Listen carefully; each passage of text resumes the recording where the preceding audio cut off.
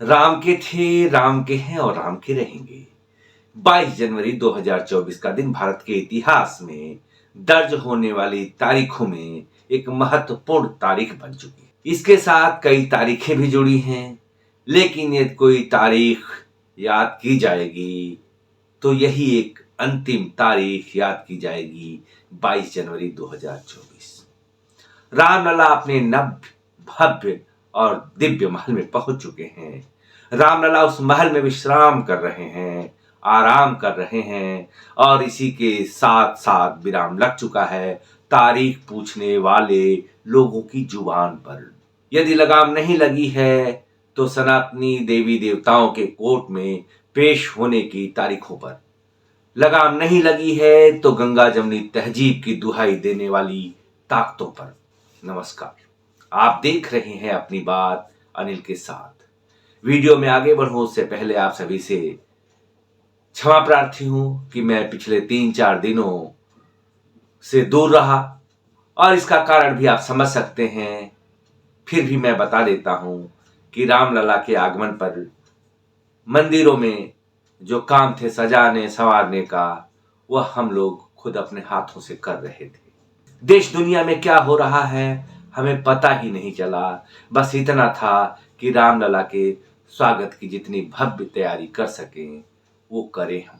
अब जब तसल्ली हुई है तो पहले सारी वीडियो देखी रामलला के आगमन की, अयोध्या की, फिर थोड़ा सा आवाज दुरुस्त हुई, आप लोगों के समक्ष उपस्थित हुआ हूं।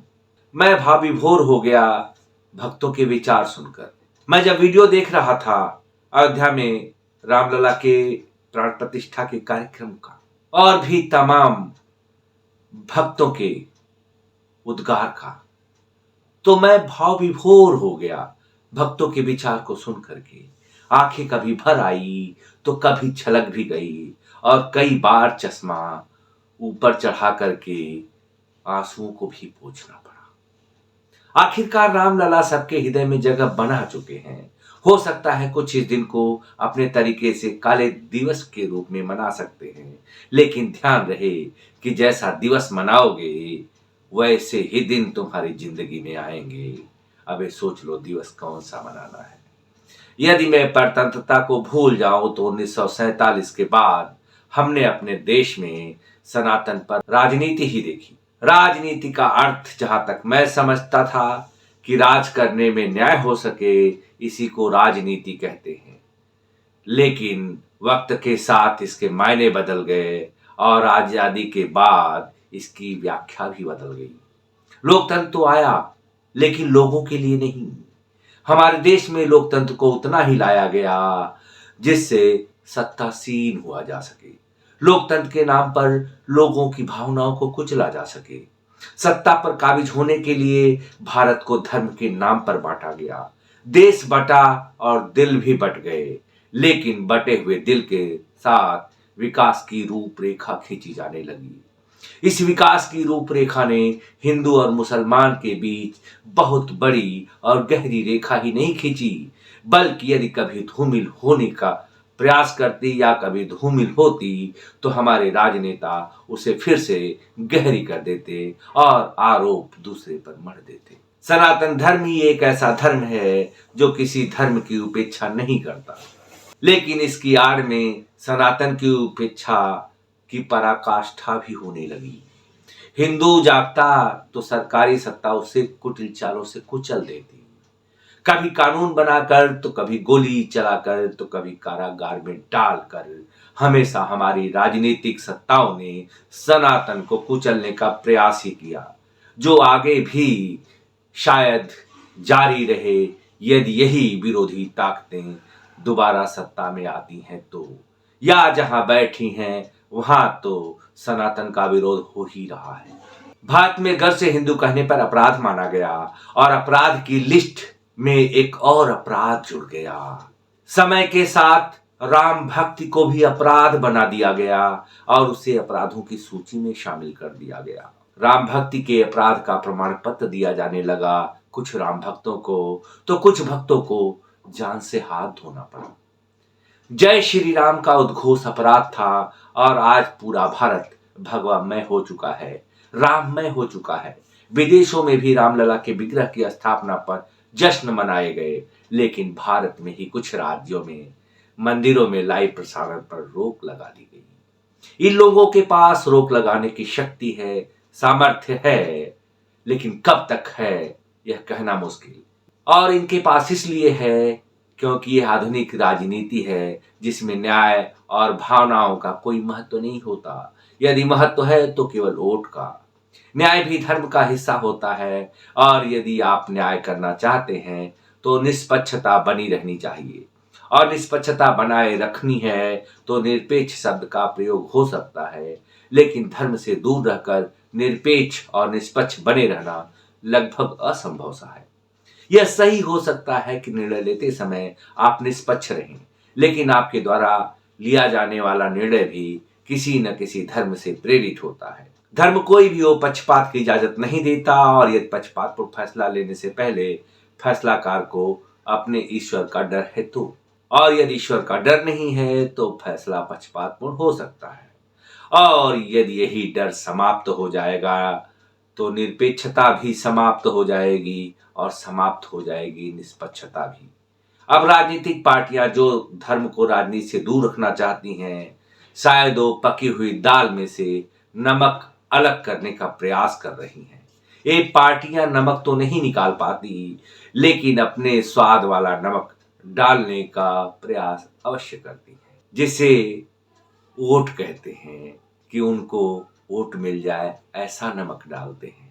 अगर ये दल राजनीति करते हैं तो धर्मनिरपेक्षता होती है, और जब यही काम बीजेपी करती है तो वह सांप्रदायिकता हो जाती है। अब राजनीतिक दल राजनीति नहीं करेगा तो फिर करेगा क्या? बीजेपी भी राजनीति ही कर रही है क्योंकि राजनीतिक दल ही है। बीजेपी राजनीति कर रही है, लेकिन वह राजनीति कर रही है गरीबों की, वह राजनीति कर रही महिलाओं की, वह राजनीति कर रही है देश की। तो वहीं कुछ दल राजनीति कर रहे हैं राम विरोध की, तो कुछ राजनीति कर रहे हैं मोदी विरोध की, तो कुछ राजनीति कर रहे हैं जाति की। मोदी जी ने ऐसी राजनीति की है कि विपक्ष चारों खाने चित है, और अब बिन पानी की मछली की तरह फड़फड़ा रहा है। अयोध्या के घाटों पर पड़ा हुआ है, किनारे पर लगा हुआ है। राम मंदिर में कोई एक जात के लोग नहीं जाएंगे, वहां अमीर लोगों से अधिक गरीब दर्शन करेंगे, और वो किसी भी पार्टी के समर्थक हो सकते हैं।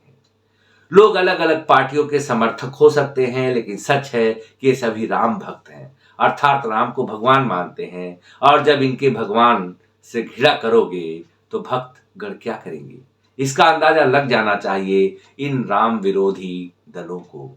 राम मंदिर केवल बीजेपी के समर्थकों के लिए नहीं बना है, बल्कि हर सनातनी के लिए बना है, चाहे वो भारत में रहता है या विश्व के किसी भी कोने में।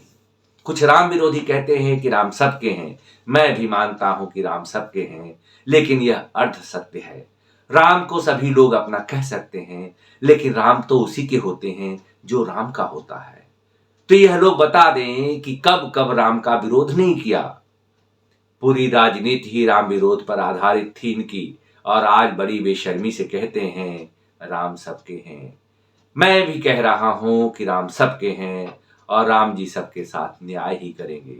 साहस और धैर्य रखो, न्याय सामने आने वाला है। देश में पहली बार हिंदू अपनी धार्मिक स्वतंत्रता की अनुभूति कर रहा है। 22 जनवरी 2024 को पहली बार हिंदुओं को लगा कि भारत में उनके भी धर्म का सम्मान सरकार करती है। कुछ निकल कर आए कि बेरोजगारी और महंगाई बढ़ती जा रही है। राम पर ध्यान देने वाले महंगाई और बेरोजगारी पर ध्यान कब देंगे? आमदनी तो बढ़नी चाहिए इनकी, लेकिन महंगाई नहीं बढ़नी चाहिए। सच तो ये है कि इनको महंगाई की चिंता नहीं है, इनको चिंता है अपने अस्तित्व बचाने की, और वो बचता हुआ नजर भी नहीं आ रहा। धर्म से दूर नहीं रहा जा सकता, और नहीं जनमानस का भला किया जा सकता है धर्म से दूर रहकर। धर्म भावना भड़काने के लिए नहीं, धर्म आम जनमानस को सच की राह पर चलना सिखाने के लिए होता है। और रामलला के मंदिर से आम जनमानस में संस्कार के प्रति आकर्षण पैदा होगा, और पैदा होगी सबके प्रति उदारता। धर्म घृणा नहीं सिखाता, लेकिन धर्मनिरपेक्षता क्या सिखाती है इसका तर्क किसी के पास नहीं है। लेकिन टीवी पर बिठाकर इनसे कितना भी कुतर्क कराया जा सकता है। अब भी तर्क कीजिएगा, आप भी तर्क कीजिएगा, लेकिन उससे पहले वीडियो को लाइक कर दीजिए, चैनल को सब्सक्राइब कर दीजिए। तो मैं भी चलता हूँ कुछ तर्क ढूंढने, क्योंकि कुछ कुतर्क आने वाले हैं। तो मिलूंगा अगली वीडियो में, तब तक के लिए नमस्कार, जय हिंद।